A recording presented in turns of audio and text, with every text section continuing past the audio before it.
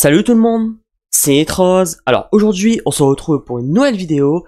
Dans cette vidéo on va voir ensemble les sorties pour le mois de janvier 2025 sur Prime Video. J'ai fait le même concept pour Netflix, donc n'hésitez pas à aller la voir. Et je ferai la même chose pour la plateforme Max, pour Disney+, et pour Canal+. Donc comme d'habitude je vais énumérer les titres pour ce mois de janvier sur Prime Video, en parlant un peu plus des titres populaires ou qui m'intéressent. Donc voilà, à l'heure où je sortirai la vidéo, Noël sera déjà passé, donc j'espère vraiment que vous avez passé un excellent moment avec votre famille et que vous avez surtout été très gâtés. N'hésitez pas à me dire dans les commentaires si vous avez eu des cadeaux en rapport avec le 7ème art. Vous êtes prêts?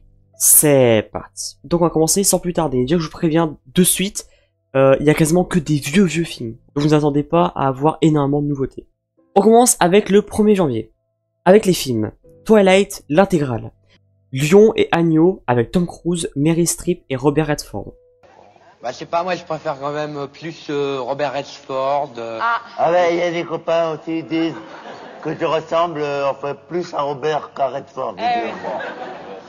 Le flic de Belleville. L'homme de la loi.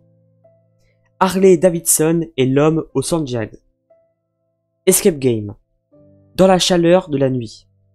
Max 2 White House Hero. La maîtresse du lieutenant français. Un crime dans la tête avec le grand Denzel Washington. Veuve mais pas trop. Rob Roy. Témoin à charge. Le prisonnier d'Alcatraz. Tonnerre sous les tropiques. Alors ce film je l'ai découvert l'année dernière. Et quel banger. Pas une seule seconde sans rire. Mais on ne va pas se mentir, impossible de faire ce film aujourd'hui. Il a beaucoup trop de fragile et je pense que le film se ferait bannir de plusieurs pays. La Tour Sombre. Le Désamoureux. Network, main basse sur la télévision. La mort aux enchères. Saved. She Devil. Le Temple d'Or. Undercover, une histoire vraie. Alors ça, c'est un film comme son nom l'indique, tiré d'une histoire vraie de la vie de Richard Welch Jr., surnommé White Boy Rick. En fait, c'est un adolescent de Détroit dans les années 1980. À seulement 14 ans, il est recruté par le FBI comme informateur infiltré dans le milieu de la drogue.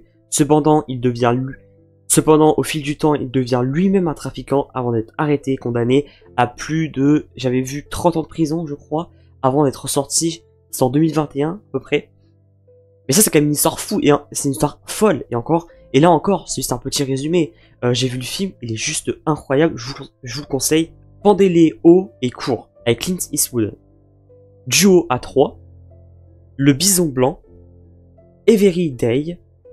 The Midnight Queen. Cody Banks, Agent Secret 1 et 2. Rain Man. La Folie du Roi George. Mystic Pizza. La Bataille de la Vallée du Diable. Sayonara. Mariage Express. Stargate, l'Arche de Vérité. Comédie érotique d'une nuit d'été, et Blue Velvet.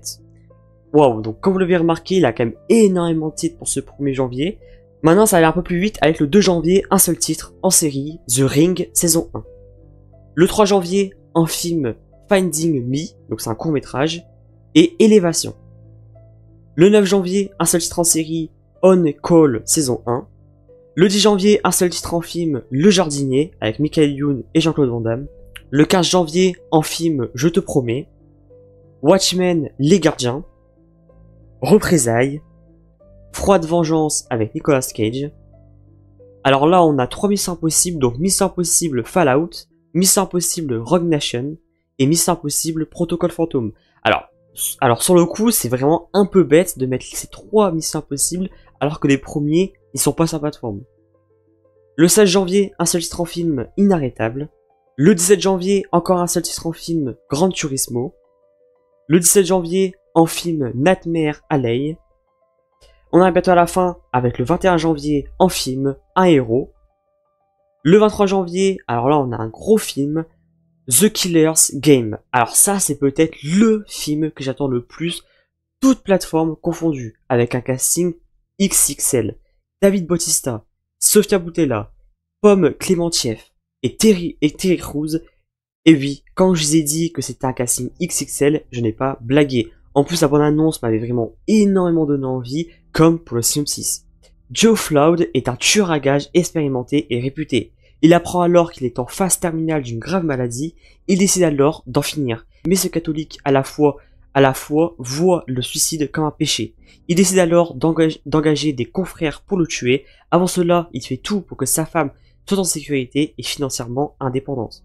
Cependant, Joe va découvrir que la médecine s'est trompée. Il va alors devoir tout faire pour protéger sa femme tout en affrontant tous les tueurs attirés par la prime que Joe avait initialement mis dans sa propre tête.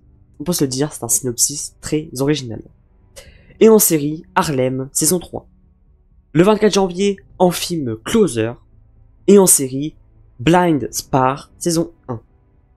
Le 30 janvier, en film Vous êtes cordialement invité. Et Equalizer 3. Et pour terminer, avec les sorties du mois de janvier 2025 sur Prime Video, le 31 janvier, en film Opération Portugal. Donc voilà, j'ai terminé de présenter les titres pour ce tout premier mois sur la plateforme Prime Video. J'espère qu'en d'habitude que ça vous a plu. On va pas se mentir, c'est un mois plutôt moyen sur Prime Video. Je trouve qu'on a quand même 90% de vieux, voire même de très vieux films. On a quand même des films de 1950. Voilà, c'est quand même très ancien. Alors moi, j'ai rien contre, voilà. Mais là, c'est quand même assez abusé. Mais bon, n'hésitez pas quand même à me dire les titres qui vous intéressent le plus pour ce mois de janvier sur Prime Video. Moi de mon côté, il y a quand même quelques titres qui m'intéressent, comme Undercover, une histoire vraie, que je sens me refaire parce que j'avais vu qu'une seule fois, et j'avais plutôt bien aimé, donc pourquoi pas le revoir. Bien évidemment et logiquement, The Killer's Game, comme j'ai dit, c'est l'un, voire le film que j'attends le plus, toutes plateformes confondues. Ensuite, etc., etc. Voilà, comme j'ai dit, c'est un mois plutôt moyen, mais bon, voilà, c'est correct. N'hésitez pas à liker la vidéo et à la partager si ça vous a plu comme d'habitude. Et surtout, à vous abonner et à activer la cloche des notifications pour ne rater de prochaines vidéos. C'était Transciné, portez-vous bien, ciao ciao.